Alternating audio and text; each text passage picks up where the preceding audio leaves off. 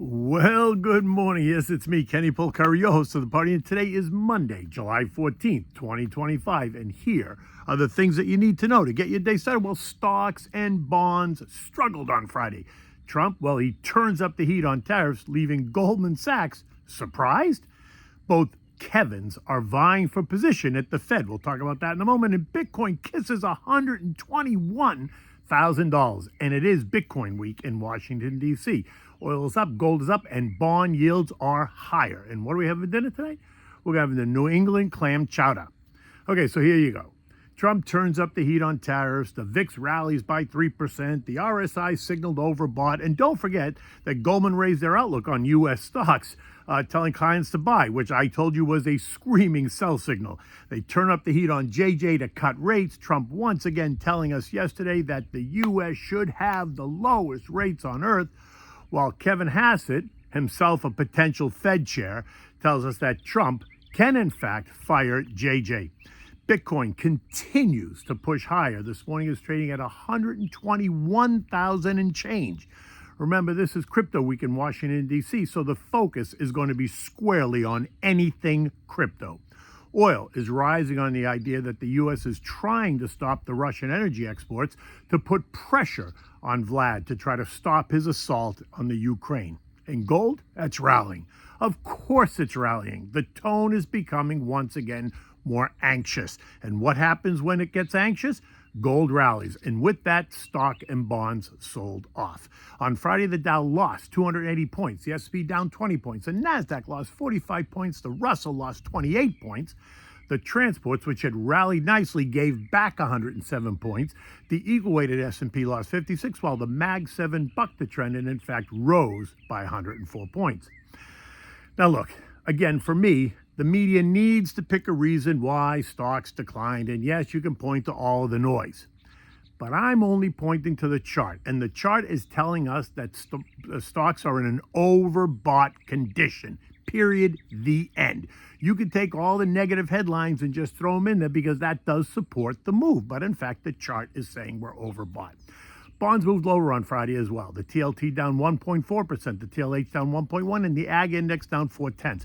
And that sent yields surging. The 2-year is now up to 3.88, up from 3.7% just 2 weeks ago. The 10-year is yielding 4.42%, up from 4.19%, and the 30-year is yielding 4.96, up from 4.73. Recall that 4.5% rates on the 10-year and 5% rates on the 30-year is going to cause anxiety for stock investors. Oil, as noted, trading higher this morning, and you can point to a couple of reasons. One is that Trump is threatening increased sanctions on Moscow, while the EU is also about to agree on more sanctions on Moscow as well. And two, the news is that Chinese crude imports are now at 12.14 million barrels per day. That's up 7.5% year over year, suggesting that, guess what? Demand in China is just fine. This morning, oil is trading at $69.10, leaving us above all three trend lines and smack in the middle of the $65-$75 trading range.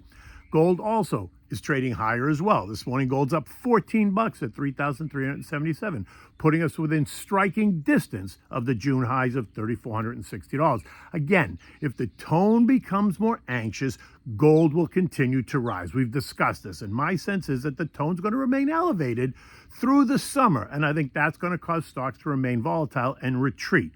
The VIX is up 5.7% this morning, and it appears ready to test a short-term trendline resistance at 1866. A failure to pierce it will suggest weakening anxiety and a halt in falling prices, while a push up and through will mean higher anxiety and a risk-off tone, which means stocks will go lower. My sense is that the intermediate resistance, not the short-term, but the intermediate resistance at 1966 is the level to watch to really understand what the next move is. Now, eco data this week is all about the CPI and the PPI, which are due out tomorrow and Wednesday. Remember, the conversation has been all about what tariffs will do to inflation.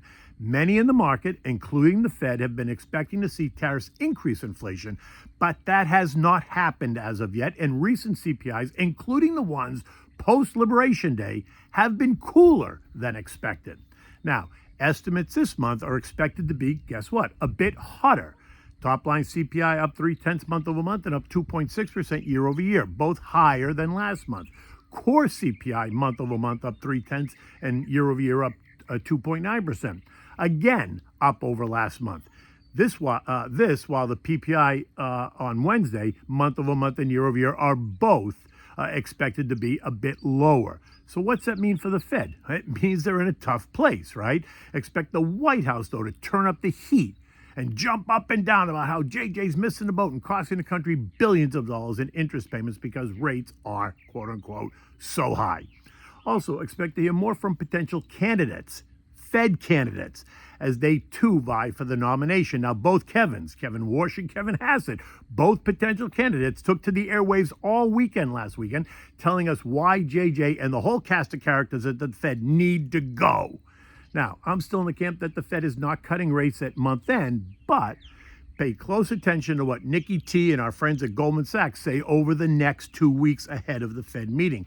If we see a story in the Wall Street Journal or see a special report put out by Goldman about how CPI and PPI remain muted and that the Fed is reconsidering the plan, that's going to mean that the Fed is about to change their minds and potentially cut rates. So stay tuned. I'm still in the camp that no, I think it's going to happen in September. But look, at this point, anything can happen. U.S. futures this morning are lower. Dow futures down 146, SP's down 20, Nasdaq down 75, while the Russell is lower by 7. News over the weekend, right? New tariffs. We learned that Trump is slapping 30% tariffs on Mexico and the EU, and that is top of mind this morning, causing markets to come under pressure. Earnings start on Wednesday with the release of the big banks, JP Morgan, Wells Fargo, State Street, Citibank, Bank of New York, as well as BlackRock. Now, just FYI, they are expected to report strong numbers. The financials as a group are up 8% year to date, outpacing the broader market that's up 6.4% year to date. European markets are lower this morning after Trump slapped those tariffs on them. And Goldman sent out a letter to clients saying that the tariff letter was a surprise, doing nothing but raising their concerns. Now I say, come on, really? Goldman surprised? Come on, stop. In the end, the tariffs only suggest a deepening near-term contraction potentially for the EU. But it's not over. Negotiations continue as Trump tries to force them to focus on coming to an agreement prior to August 1st. Markets across the Eurozone are down between 0.4 and 0.7. The UK is the only one that's higher, and that's up 0.4%. Now, the S&P closed at 62.59, down 20 points. It's a new week, and there's plenty to digest. And while the economic data is important, I think the focus is going to turn to earnings. How many times are we going to hear the C-suite warn us about the uncertainty out there? How many times will they blame tariffs if they disappoint investors? Now look, keep your eyes on the loan loss reserve accounts at the big banks. Why? Because this reveals what they really think about the consumer and about the future. Higher allocations to this account will suggest that they are expecting higher default rates on credit cards and auto loans and mortgage payments, right? And that's a negative, clearly. So get ready, stick to the plan, talk to your advisor, and always stay the course. This is not the time to make emotional decisions. You can call me for a free, no obligation portfolio analysis at 561-931-0190. And yes, I will answer the phone.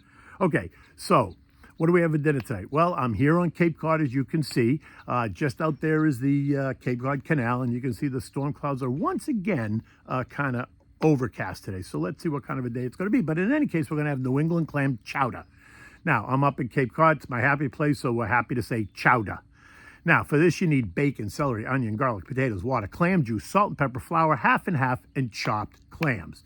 You want to crisp up your bacon in a large, heavy bottom pot or a Dutch oven. You want to cook the diced bacon over medium heat until it's nice and crispy. Then remove it with a slotted spoon. Set that aside on a towel paper lined plate. Leave the bacon fat in the pan. Now, you want to saute the celery and the onions in that bacon fat until it's nice, soft, and translucent, maybe about 5 to 7 minutes. You're going to add in the minced garlic, cook it for another 1 or 2 minutes, just until it's nice and fragrant, right? You don't want to burn it.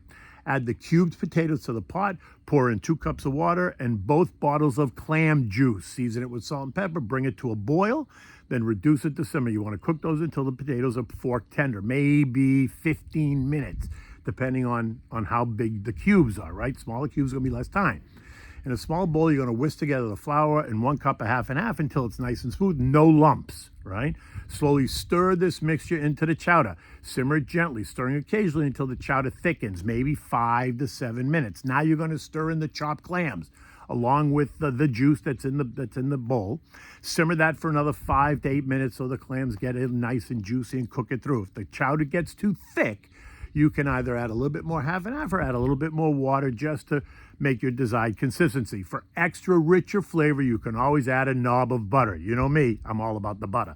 Now, stir in the crumbled bacon, taste and adjust the seasoning if needed. You want to serve this in hot, warm bowls with plenty of oyster crackers on the side. And in any event, you want to have it right out here on the deck, overlooking the water. You can smell the salt air and hear the seagulls flying above. In any event, until tomorrow, take good care.